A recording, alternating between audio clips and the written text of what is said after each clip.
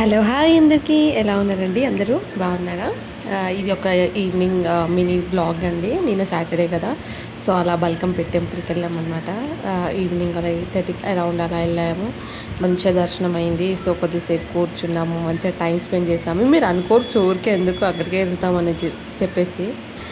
నేను ఆల్రెడీ ముందు వీడియోస్లో కూడా చెప్పాను, మా ఇంటి దేవత. సో మేము రెగ్యులర్గా అక్కడికి వెళ్తామన్నమాట. చాలా మంచి, చాలా పవర్ఫుల్. మీ అందరికీ తెలుసు, చాలా పవర్ఫుల్ అనమాట. చూడండి మా చిన్నోడు నా డ్రెస్ని ఎలా చేశాడో. వైట్ డ్రెస్ ఇవాళ ఉతుకుతుంటే అసలు అది పోవట్లేదండి. ఏదైనా టిప్స్ ఉంటే తప్పకుండా షేర్ చేయండి. అంటే రెడ్గా అయిపోయిందనమాట, అది ఎల్లో మార్క్ కదా, సో రెడ్గా సోప్ పెట్టగానే రెడ్ అయిపోయింది. ఏదైనా టిప్స్ ఉంటే షేర్ చేసుకోండి. చూడండి మీరు కూడా అమ్మవారిని మంచిగా దర్శనం చేసుకోండి. సండే వెళ్ళొచ్చు, బట్ ఫుల్ రష్ ఉంటుందండి. సో మేము ఎక్కువ సాటర్డే ఈవినింగ్ కానీ లేకపోతే సండే ఈవినింగ్ కానీ వెళ్తాము.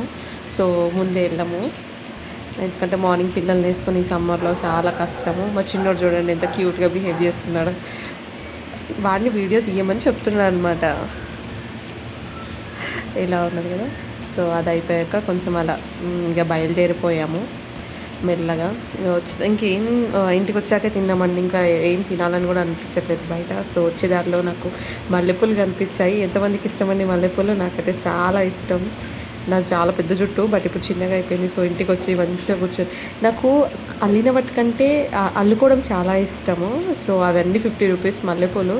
చూడండి ఎన్ని వరుసలు వచ్చాయో, అంటే దగ్గర దగ్గర 4.5 5 మూరలు వచ్చాయన్నమాట. ఎంతమందికి మల్లెపూలు అంటే ఇష్టం కామెంట్ సెక్షన్లో కామెంట్ చేయండి. అండ్ ఈ వీడియోకి అంతేనండి. I hope you're all liking this video. I'm sorry, కొంచెం ఫ్లో ఎక్కువైపోయింది.